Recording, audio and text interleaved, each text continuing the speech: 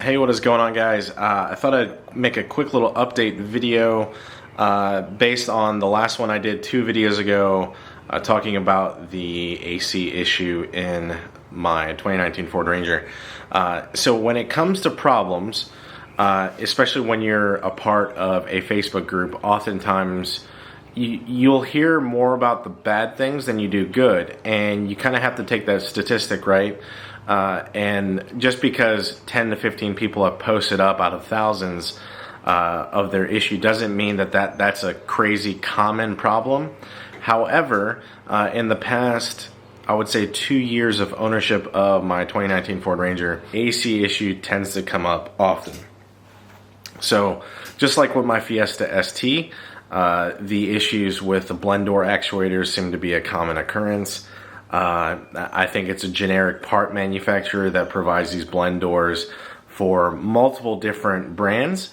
I don't think it's not a specific Ford part. Whoever manufactures these blend doors or these HVAC cases tend to be the issue, because when I search for blend door issues and HVAC case issues, it spanned across Chevy, Ford, Toyota, all different types of manufacturers. I saw issues with Tundras having similar problems. So I have a strong feeling that whoever's manufacturing these blend doors or these HVAC components are having similar problems. So with that being said, the technician that worked on my Ranger is currently working on it. It should be done today, hopefully, or tomorrow is what I was told.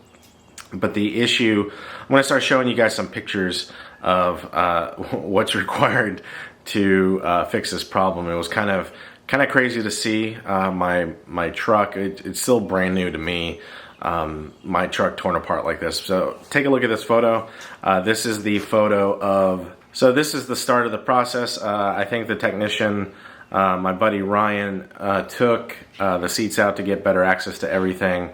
The next picture here is the HVAC case that needs to be removed, and that was kind of the start of the process. The next photo is everything taken apart on the truck, HVAC unit, the dash, the whole dash assembly, as you can see here, was taken out, which is kind of cool to see because I do have those painted pieces, and I was a little concerned about anything getting scratched up. I know he would take care of it, but stuff happens when you take dash pieces apart. So yeah, he disassembled the whole front dash piece, and then there's another photo of everything being taken apart. I will say, side note, if you do take your vehicle into Ford, or if you do take your vehicle into any type of service department, clean it up before you give it to them. I don't think anybody likes working on nasty vehicles. I had spent a good day or two cleaning up the truck, vacuuming the carpet, making sure everything was clean. And as you could tell, the inside of the truck is in pretty good condition. Look at the carpet. The carpet is pretty fresh. It is not nasty at all. So I'm sure techs appreciate it when you clean your vehicles before you drop it off. So this next photo here is, I'm assuming it is the part that failed. And I'll give you the description that he gave me was that this part was replaced as a whole assembly. So it's not a single part that's replaced. It's very similar to, let's say a throwout bearing was an issue.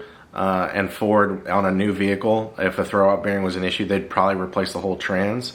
Rather than my 2015 Mustang, they assumed that the throwout bearing was bad, so instead of just replacing the throwout bearing, they replaced the whole trans assembly, which 6 years later, it never gave me an issue. So I'd rather Ford replace the whole assembly anyways, than to just replace the one piece. So they said there's an SSM saying the door is slightly warped, which is causing excessive force to open or close it, which damages the blend door actuator. So this photo that you see is what is actually damaged on the blend door. You can't actually see the warpage, it's so slight, and that's in that assembly. So here is the photo of the old assembly. and there's the photo of the new assembly that's going into the truck. So with all that being said, it's crazy that the whole dash has to be pulled apart. However, a lot of people are concerned with, well, if they're out of warranty, it is probably going to be a costly repair if your blend door actuator does go out. The amount of labor that is required to pull the dash is pretty high, I'm sure. It does require a lot of hours. Now, I will get some specific info.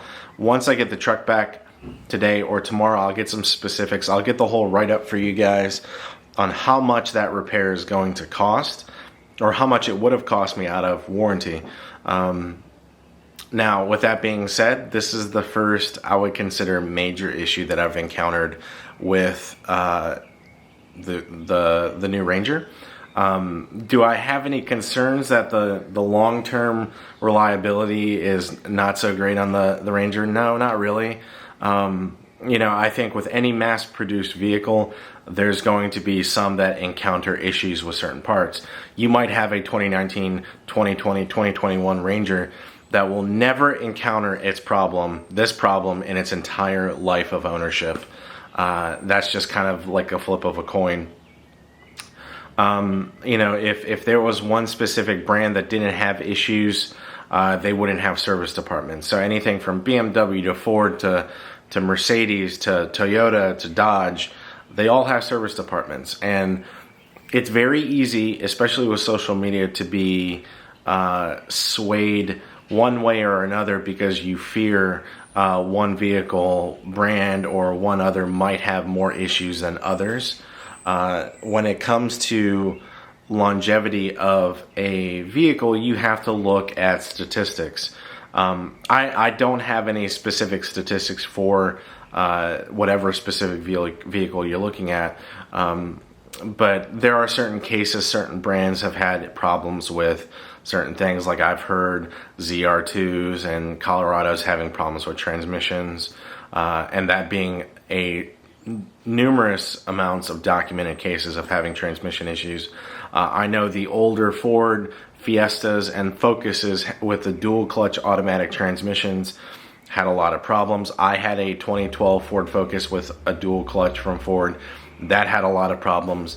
But in terms of the Ranger, I think this is just a small road bump in terms of any issues that we encounter with the truck. So either way, I have a 100,000 mile bumper to bumper warranty with the truck. Even though we have those modifications on the truck, my blend door, actuator, and assembly, all that stuff, all that labor is covered under warranty. Ford is not going to deny your warranty because you put Fox suspension on it. They're not going to, deny your AC going out because you have suspension on it. If you do find a dealership that is hinting towards denying your warranty because of something like that, you need to find another dealership. So I wouldn't worry about putting an exhaust on your truck and then worrying about, well, if your wiper motor goes out, if that's going to be covered. So I wouldn't worry about that necessarily. Now, I hope this video is helpful for you guys.